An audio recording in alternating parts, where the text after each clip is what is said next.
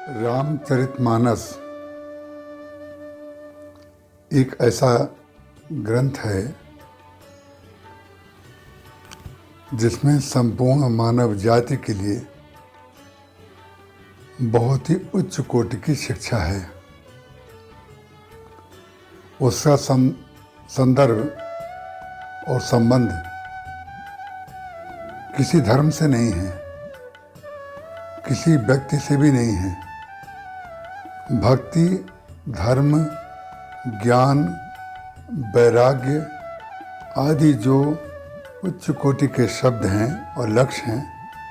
इनकी प्राप्ति करना उनके लिए संभव है जो उसके लिए अपनी जीवन यात्रा कर रहे हैं। लेकिन सबसे पहली प्राथमिकता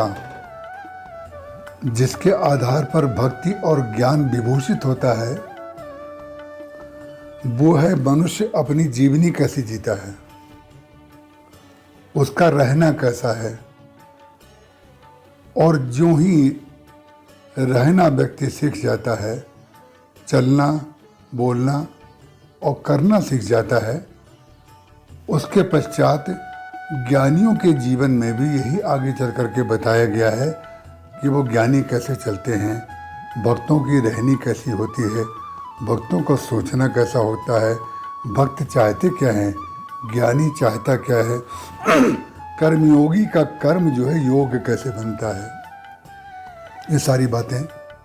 रामचरितमानस में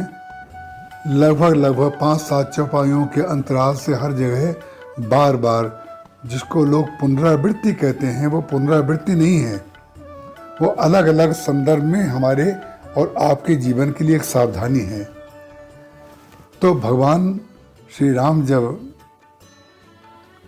वन मार्ग में चल रहे हैं तो गोस्वामी तुलसीदास जी महाराज ने बार बार इस बात को प्रस्तुत किया है कि वाल्मीकि जी महाराज के पास जब गए, अगस्त जी के पास जब गए, भरद्वाज जी के पास गए, तो भरद्वाज जी ने किस प्रकार से भगवान की स्तुति की और सेवा की,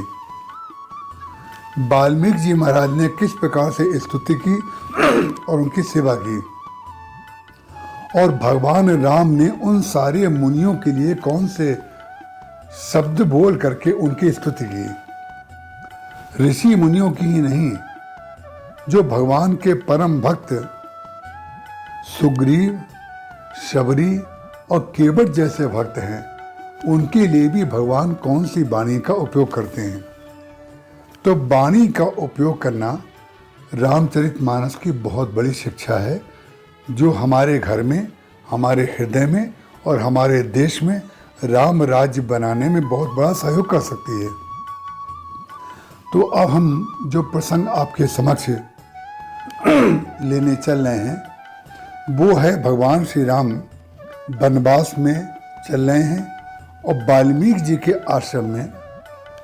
वो जाते हैं और वाल्मीकि जी महाराज से किस प्रकार से उनकी चर्चा होती है और उनकी क्या मांग है, भगवान राम किस प्रकार से उनसे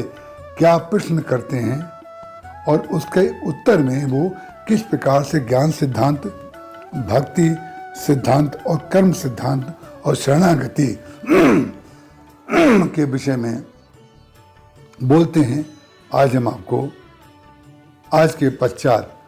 हम आपके समक्ष वो बातें प्रस्तुत करेंगे। जय श्री राम।